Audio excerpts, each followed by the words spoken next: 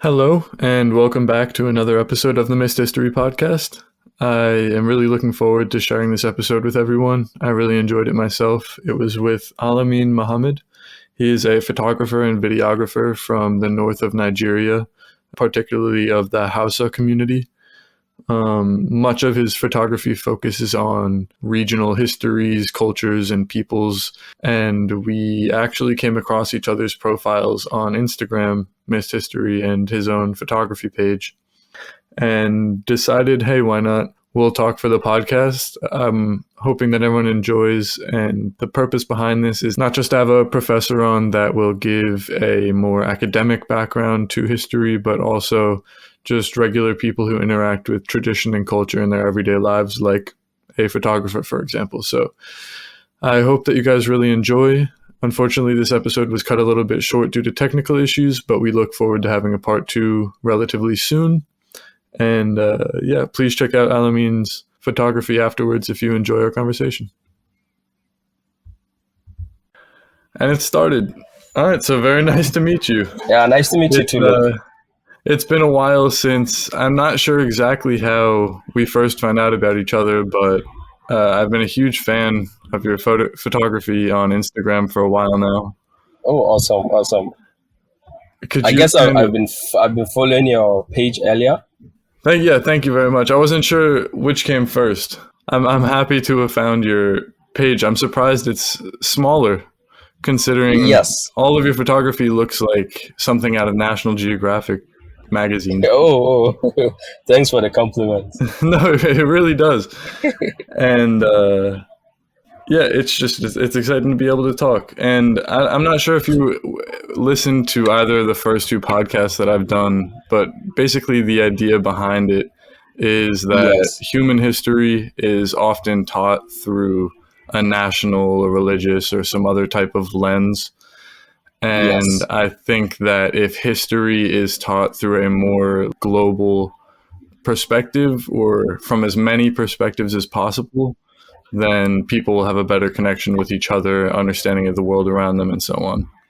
Yes, I agree with that. With the first two podcasts, I had two professors on, and we stuck to more like academic, I guess, topics. The questions were more academic leaning, but for ours, I figured it would be better to just start to talk to people that have different connections to history, different connections to the culture around them, and who better than you, who is completely surrounded by the culture of mostly northern Nigeria, correct? Yeah, exactly. So without further ado, could you kind of give listeners a bit of a background in who you are, where you come from, what life was like growing up, and kind of how you became a photographer today? That's a loaded question, but I'll try and maybe answer all of it. So my name is Muhammad Alamin. I grew up in a small city of Jos. Jos is in the north central part of Nigeria. It's relatively peaceful, quiet, not a lot of people actually. And it's one of the coldest parts of Nigeria. So we're used to having foreigners come, tourists, and we get the idea of people moving around with cameras, taking pictures. But when we were kids, we didn't really understand the significance because we just saw cameras as something you took pictures maybe during festivals and all. Anyways, I grew up with that idea before growing up and going to school outside of Nigeria. I did my college degree in Malaysia, in Southeast Asia. So with that exposure, I actually got a high interest to learn photography. And as a hobby, it grew slowly. I did a whole lot of landscape photography. I'm still highly attached to that. I really love landscapes that do tell a story. So after my college degree, I came back and I would say I got connected to my culture and I saw it differently to what I used to see before. It was just something that was probably normal, like you just see it without understanding what role it plays in life, and it was underappreciated, if I would say that. But now I see it differently. I want to capture it in a way that my eye sees it, because most of the pictures I see, like when I was growing up, was pictures maybe taken and published in magazines or newspapers. But now I actually want to tell it from my own view, which I believe is different from what I grew up with. So I think that's it. It was funny because at first I noticed you have your regular Instagram account with pictures of just basically anything that you could imagine, and then on Exactly. your more professional account, there's a lot of wedding photography and such Y- because you got to make a living. yes, yes. So what So you said you went from kind of showing the pictures and seeing the pictures that had already kind of like a commercial aspect behind them or something like that, and now you want to try to show it more from your perspective. What exactly. what kinds of things are you interested in showing? All right.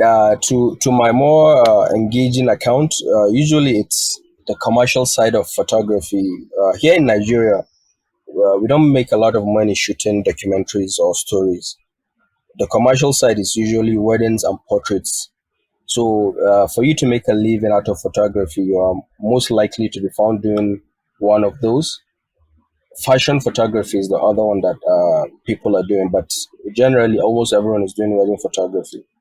However, when you do documentary, you have to dedicate yourself, your time, even your money to do it. Due to the nature of probably safety in Nigeria, it's not so. A lot of times you can put yourself at risk traveling to places that are not very safe. So, but when you have that passion, that burning desire to show something that probably not everyone knows, you would endure all of this and come out on top. At one point, you for the UNESCO World Heritage Sites, you got to go on a tour of one of Oh the yes. ancient kingdoms. Could you kind of explain how that came about? And like, I don't know much about the kingdom itself either. If you could explain. Okay. To highlight where we went, it's an ancient city of about 600 years old. It's located in Adamawa state of Nigeria. It's northeast of Nigeria, on the border with Cameroon. So I heard about the Sukkur Kingdom from a couple of people, but I never got the interest to even think about visiting it until UNESCO volunteer campaign came up, and I was like, maybe let me apply. If I'm lucky, I get picked. And lucky enough, I was one of those that were chosen. We're 30, and transportation and security and accommodation was provided by UNESCO and the state government of Adamawa State. That helped us with getting there and like seeing this really beautiful landscape. It's about 1,200 meters above sea level, and there's the only way you can go there is by walking up or using a motorbike.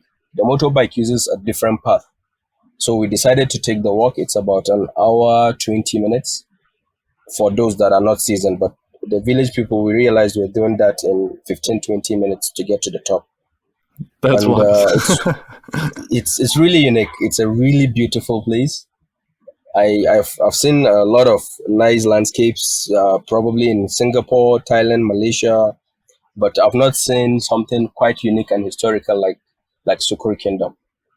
Do you notice a big difference between shooting like setup people versus people just naturally going about their day? Is there a big difference for I you? Yeah, there is.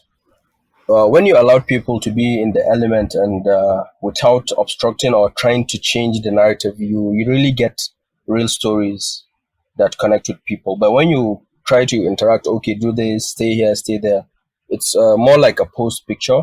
It doesn't tell the whole general idea of a place. But when you allow people do their daily stuffs, you get to capture a more unique and interesting part of the story, I guess. What has been the most interesting part of Nigeria for you to photograph so far? Because I noticed that you've gone to like the more desert areas a lot, which for me are probably the most unique but for you, I don't know how far Uh, you live from them to begin with. well, that desert part of Nigeria is Yusufari, also in the northeast. But the funny thing is that location is a sensitive part due to the security situation of the recent Boko Haram outbreak. So it's not really advisable for anyone to go there unless you absolutely have to. But seeing a little bit of pictures of people that went there, I decided, why not? We tried to go there, and it was highly unplanned because we didn't even leave early, so we had to stay in a city called Potoskum in Yobe State. We slept there, and the next morning we said, okay, why don't we just go find out more? And it's a really unique desert sand dunes, only available in Nigeria in that location. So we went and spent a couple of hours, and we left before putting ourselves in danger. Has that been But your favorite region to photograph, or do you like uh, the more populous my areas? my favorite region to photograph is usually the North Central, especially during the Durbar festivals. There are really colorful outfits the riders wear, the horses. It's just so many things going on, and you want to capture everything, but time doesn't allow you to do that. So you have to concentrate on what you get and hope next time you get to tell a bigger story. What are those festivals like? Well, to be honest, they're really cultural, really traditional in itself. Most people are happy to be photographed, so you hardly get any aggressive behavior. Everyone is welcoming, and the city is usually safe because there's a lot of security around. And it happens in about 7 or 8 states in Nigeria, so you can decide which one you want to go and view. Each one is unique in its sense, but the one in Kano State, that's where I'm presently living, is the biggest and the most glamorous of all of them. However, due to the number of people that attend, I like to go to the other ones that most people don't go to because I want to experience everything. What is the name of the festival again? Okay, the Eid Doba. Eid The Doba.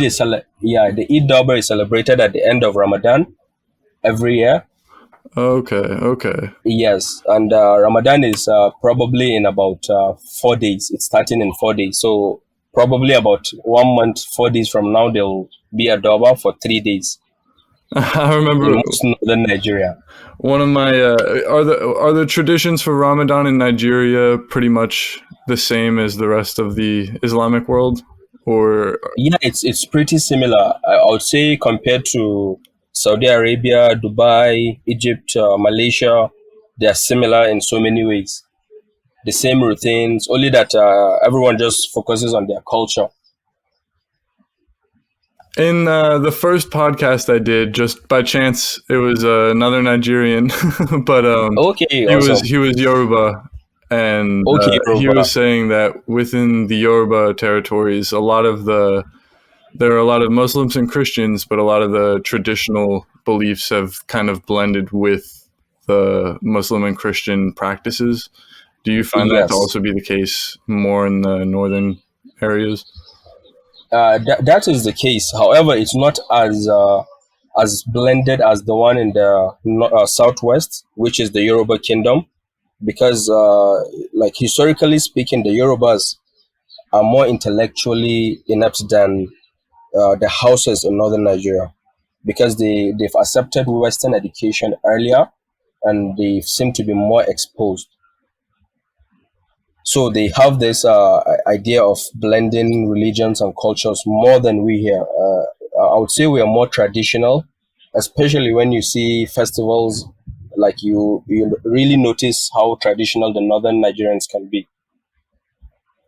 Do you uh, the I guess the more tragic part of recent Nigerian history is that on paper it seems like there's so many divisions between the Hausa, the Yoruba, the Edo, the Igbo. Do Exactly, you that's very true. to what extent do you feel like that has changed throughout your life, and like how much does it actually play a role in Nigeria today? It does play a huge and significant role. I'll give you an example. When I grew up, The city I grew up, like I said, in north central Nigeria, is a mix of both Christians, Muslims, Hausas, Yorubas, Igbo. So you get that secularism where you understand different cultures and you get to learn to live with different people and accept their beliefs. However, in the northern parts like the northeast, northwest, that is not the case. Like people have this, okay, yeah, this person is not from here, so there is that separation of maybe ethnicity and probably religion. But like the schools I went to, like were mixed. There's no difference in which class you go to. The only I think subject that was different was most of the Muslims take Islamic studies, while Christians take Christian studies. But for others, like you can see an Igbo person studying Hausa, a Hausa person studying Yoruba. So it's something that I grew up used to. But in the northern part, like say Kano, Kaduna, in northern northwest Nigeria, that's not the case. And most recently, like the general elections, which was concluded just 2 days ago, there was a division of the parties of the Yorubas were voting for some parties, the Igbos were voting for another party. So it's evident it wasn't like this in the past, but the division is really getting stark and sharp, I guess. So you feel like it's coming back a little bit more so recently? Yeah, it is. It is. It That's a is. bummer. It is seriously because it's affecting the cohesion of the whole country as a whole. I would say like the Igbos have beautiful culture and the Yorubas as well.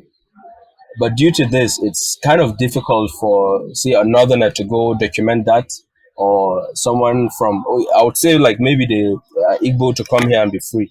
And probably I'll just blame it on the politicians. They like to play the religious card, the ethnicity card, just to rally votes. And once they get those votes, it's not like things are going to change in any significant way. Yeah, that's. I mean, it's just so unfortunate. It just seems like it keeps It's going on and it's quite on. unfortunate, to be honest. Um, do you feel like you say it's the politicians just using it? I know that the actual like who makes the money from oil has continuously been a big issue. Is there any I, sign that that is going to improve at all, or is it kind of just remaining the same? to be absolutely honest, I think it's going to remain the same or it's going to get worse because the system is not designed to work in the first place. If you check probably the statistics, Nigeria's dependence on crude oil is in the 86 to probably 90%. So as long as there's crude oil, the government relies on it, and most of the corrupt politicians rely on it. They are not trying to expand beyond that. Like for example, tourism could be a huge sector in Nigeria, but it's really been ignored. A lot of people would love to come and see these cultures, but to be honest, it's not safe. I wouldn't advise some people to come to some parts of, especially northern Nigeria, due to the kidnappings, the terrorism. Like we recently went to Niger Republic, which is bordering Nigeria. I've never been there, and I said, okay, why don't I go see? And their culture is really beautiful, despite similarities with Nigeria. But there are some unique things that I really appreciated, and I would wish people would come and see Nigeria that same way. But the security situation will not allow that for now. What are the parts of Nigeria that give you hope, like that you love, that you wish that were more open to the outside? Oh, in the northern part, I would say the northeast places like Maiduguri, like the desert in Biobe. It's called Tulo Tulo Desert. It's really beautiful. There are so many tourist activities that could be going on there. In Kebbi State, we have the Argungu Fishing Festival. It's the biggest in Nigeria, but it happened once in the last 4 years due to security situation. So all those are places I think people need to see. We have the Calabar Carnival, which also didn't take part in the last 3 years. There are so many beautiful places like in Nigeria to see. one of the carnivals that you posted, I guess it's not a carnival, but festivals that you posted a few times was the Cure Saleh. Yes. The I'm sorry if I mispronounced, but the No, it's Tuareg and you pronounce it Wodaabe. perfectly. Yes. Okay, perfect. And what? So the Tuareg and the Wodaabe are still nomadic groups. How did Yeah. you come about being the photographer for these events, and what is that like? Okay. The Chris Halley actually occurs once every year, and it's a gathering of the Fulanis from the northern and western parts of Nigeria, of Africa, which happens in Niger Republic. It's I think it's defined salt cure. They use the salt from the lakes to cure their skin from every disease and to celebrate the end of the harvest. It's a really beautiful carnival. I've heard about it and always wanted to attend, but for the first time I decided, okay, needed to go, which was in Niger Republic. Like I said, it's bordering Nigeria, so transportation wasn't as difficult. However, the security situation in those regions also is on high alert. However, it's been safe for a few years, I guess. Is that purely because of Boko Haram? Absolutely, absolutely. Okay. And what was the festival itself like? Well, it's something that lasts for about almost 3 weeks. However, the main event is for 5 days, which a lot of people attend. They were foreigners actually, and like a lot of people from different parts of the world. It happens in the desert, so it's not a place with accommodations, but people sleep in their tents, and there are events from morning till night. There are some from midnight till almost early morning going on. So a whole lot of stuff is going on at the same time. So you've mentioned Boko Haram being an issue quite a few times now. Yes. What is it like being around Boko Haram? It's kind of hard to understand if you're not living right by it. It's gone down a little bit. The security situation, I would say, is a little bit better. However, their presence is still there, in the sense that could you kind of explain how they came to be and kind of what the ideas of the group are for people that don't know as much? Okay, my understanding of Boko Haram, the literal translation in Hausa, which is Western education is prohibited. That's literally the literal explanation of it. It grew to Western education. The negative part of it is those that actually brought it are those that are highly educated in Western education as well. So bringing it up to a whole lot of illiterates, I'll call them.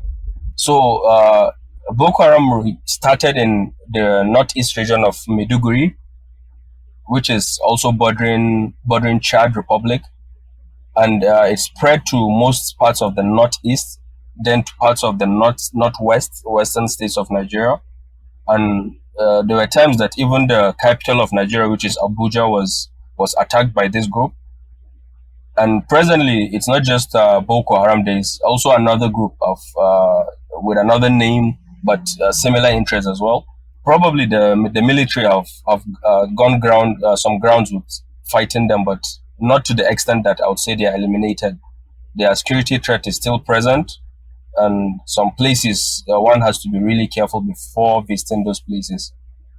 And the great regret about this group is some parts of them actually went into kidnapping people for ransom, which was even a bigger threat than the terrorism was.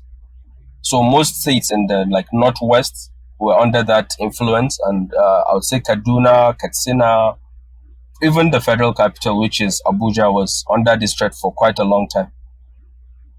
So that's really the negative part of the terrorism that has affected the country. So even the economy is suffering because of that. Students can't go to some schools because they get kidnapped. So when you look at it as a whole, it's really affected so much, I think. Is Boko Haram pretty much, and you said there's another group as well. What was the name of the other group? I think they call their Islamic. I've forgotten the name they call themselves, but ISWAP. Their name is ISWAP. Okay. And are They've they even they're pretty much isolated to certain parts of the country, or are you kind yes, of always worried they are that isolated to the northeastern parts of the country, and they've even had clashes with Boko Haram against each other and killed each other. So it's each every one of them is trying to have grounds on their own, similar to the story of Al Qaeda and the Taliban in Afghanistan and Pakistan.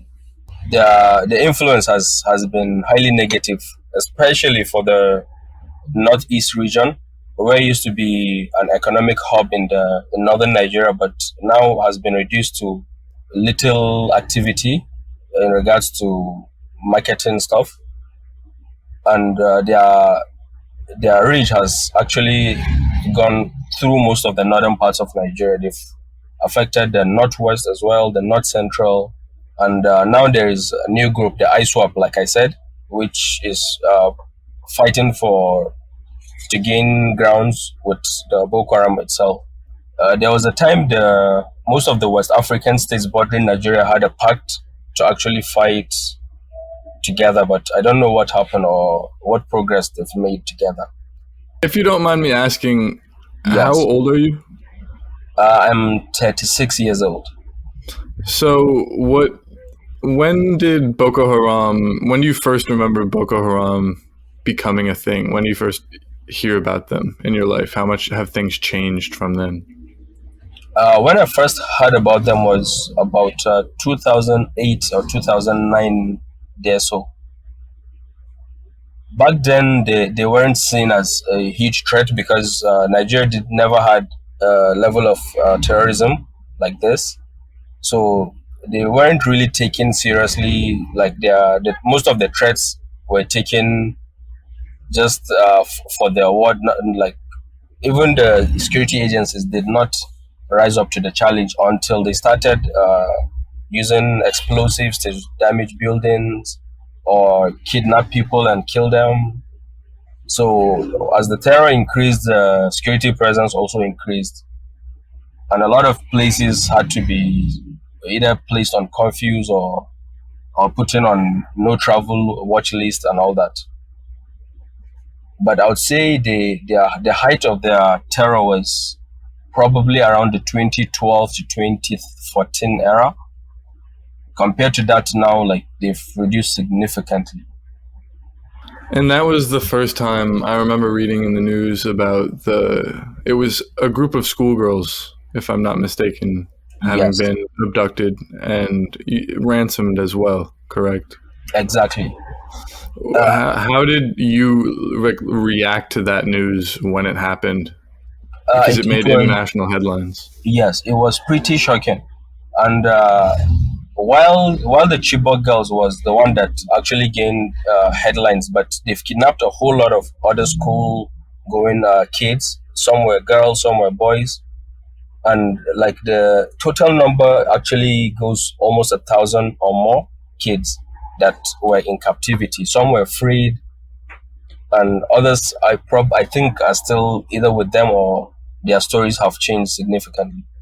There are a lot of NGOs, helping with the psychological effect of having been under terror, especially in the northeastern part of Nigeria, which is Maiduguri, Yobe, and Adamawa states. Those states where it was really really evident.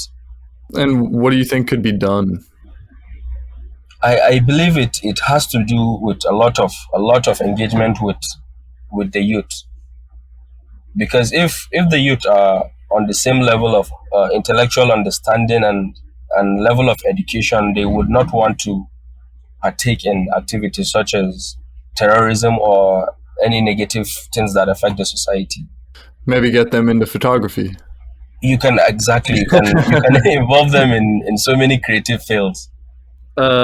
So you've also become the photographer to pivot a little bit for a few of the emirs of different states. Yes, There yes, was Kano City. Um, I, I could get the pronunciation wrong again, but Dutse, Yeah, Dutse, Dutse. Yes. Dutse, and kind of what do emirs do today? What is their position, and what was it like being a photographer for them? Like I would say there is a slight shift, or actually a major shift.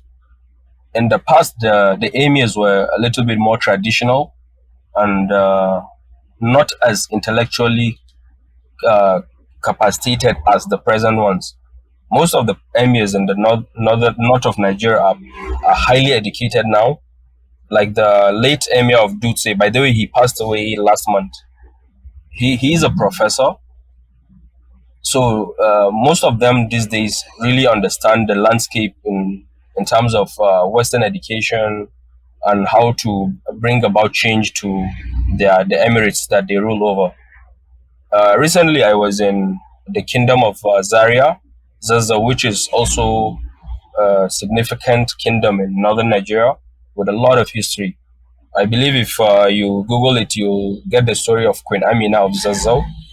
So their emir as well was a former ambassador to about three countries. So I would say there's a change coming. There's a shift in how these emirates rule and how their subjects do things compared to the older emirs of the past, whom are so traditionalist and don't want to change the culture. But now it's shifting a little bit, I guess. How did you mentioned earlier that you had studied in Malaysia? Yes. How common is that for someone to go from Nigeria to Southeast Asia for education? Kind of what was that experience like for you? For I would say the state of the Nigerian educational system is actually a bit poor, especially the tertiary institutions. You have universities going on strike for probably twice in a year, so that extends the educational timetable and doesn't allow people to complete their studies in time. So going out to study has always been a thing for Nigerians. Countries like the United States, United Kingdom, France, Germany are the more expensive ones, and Southeast Asia and the Middle East is the more affordable one. So Malaysia, amongst others, Malaysia, China, Cyprus, those are countries, Dubai, that Nigerians like to go to study if you have the financial capacity. And when you studied in Malaysia, I'm assuming that you used English in school. Yes, they study their language of study is English. In fact, most of the universities are British universities that just got a campus over there. What other languages do you speak? My mother tongue is Hausa, which is the language of northern Nigeria. But for Malaysia, I learnt a little bit of Bahasa. Bahasa Malay is spoken between Malaysia and Indonesia. And which is your favorite? I would say Bahasa because, funny enough, Bahasa and Hausa have a lot of words that interchange because they've both been influenced by the Arabic. So That makes sense. yes, there are a lot of words that when you go through all of these three, you find them meaning the same thing in all these three languages.